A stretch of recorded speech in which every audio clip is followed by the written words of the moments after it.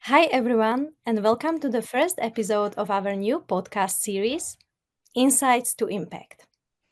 In this series, we explore the latest trends and themes in HR and people analytics, going beyond dashboards to uncover actionable insights and strategies that drive real impact within organizations.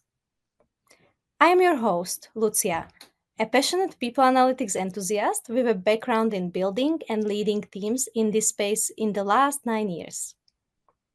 I am here today with Dr. Philip Gibbs, who is Senior HR Leader with over 20 years of experience in HR and people analytics across healthcare, pharmaceutical, and finance industries. He is a recovering academic, psychologist, seasoned people analytics leader, and co-founder of Agile HR Analytics. Welcome, Philip. Thank you, Lucia. Excited to be here. We are diving into a fascinating topic, the internal labor market analysis and its impact on workforce strategy, particularly here in Australia. As we are coming to the end of January after a long holiday period, it's becoming a hot topic because many companies are rethinking their workforce strategies, focusing more on strategic workforce planning, org design, restructuring, etc. With economic shifts and talent shortages, it's an interesting area to explore how businesses are adapting and what this means for their internal labor market.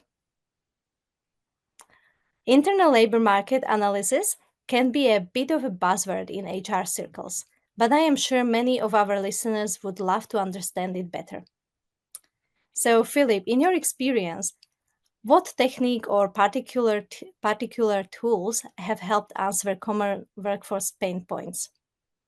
Thanks, Lucia. So I think for me, before we kind of delve into that, probably useful to define what really an internal labor market analysis is. So for me, any human capital strategy ultimately begins with understanding the workforce.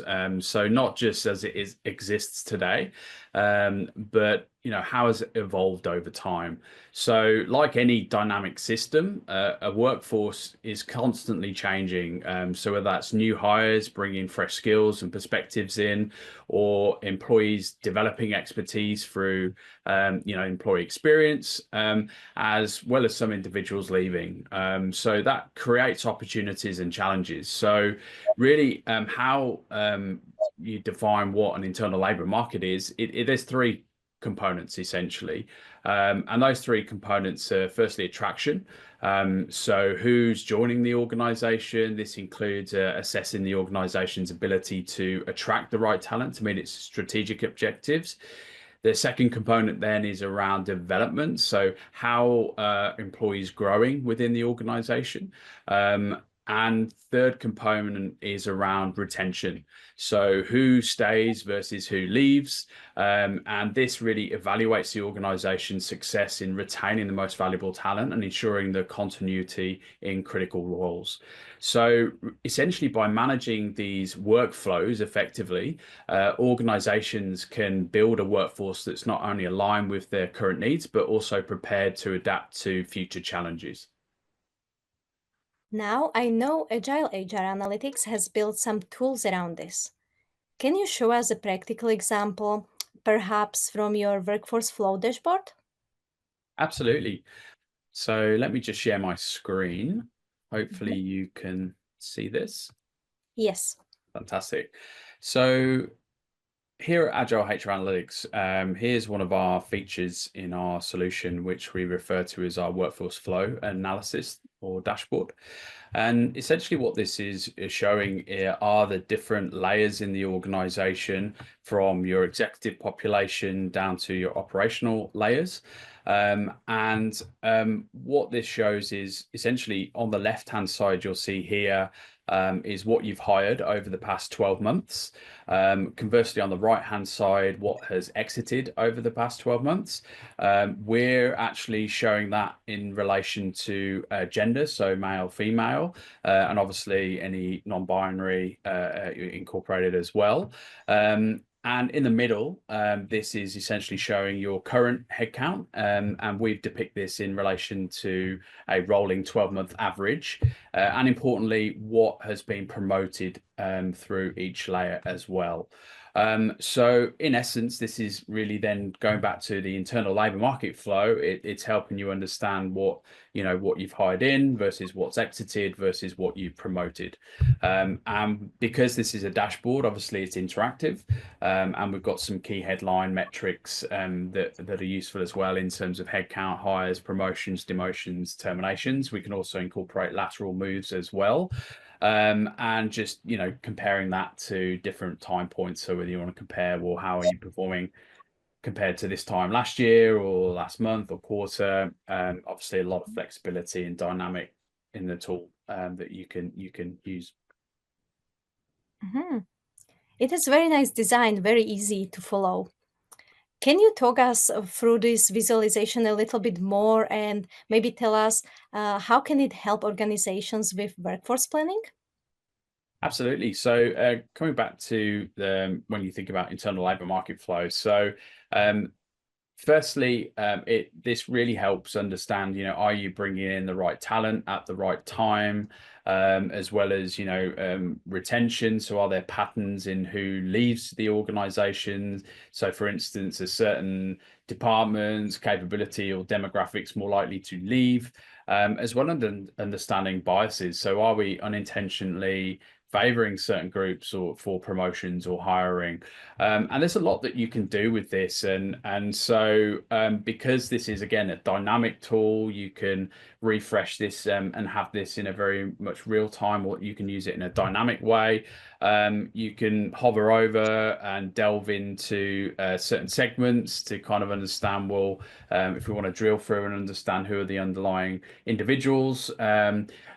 So as an example, if we kind of want to go in and look at a particular department, or you actually want to look at the organization as a whole, you can essentially drill in and use it in the dynamic way that it's intended. But just as an example, often where I've found this quite useful is to understand those biases. So one of the ones is around retention. So you can look at your exits and you can filter that by voluntary or involuntary. You can look at your critical talent. And so as the kind of the example here in the dashboard showing that we're proportionately seem to be losing more female than males in relation to the operations and professional layers. And so you can then say, well, look, is that a cause for concern? Why is that?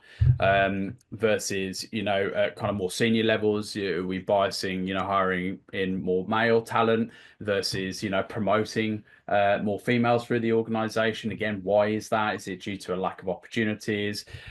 So the good thing is it's a diagnostic that you can start to interact with and ask questions.